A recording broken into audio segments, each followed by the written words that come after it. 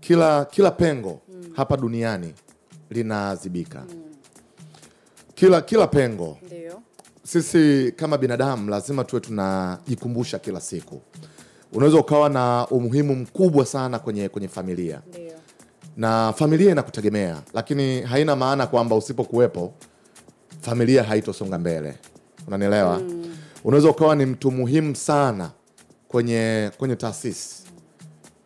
Na taasisi inategemea mchango wako kuweza kutoka hatua moja kwenda hatua nyingine.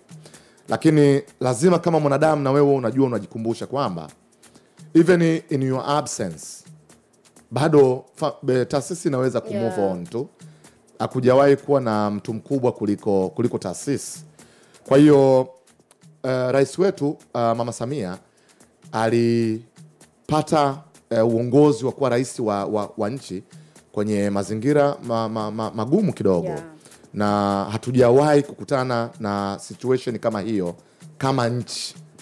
Kwa hiyo kuliunganisha taifa na watu kupiga hatua za kwenda mbele halijawahi kuwa jambo dogo.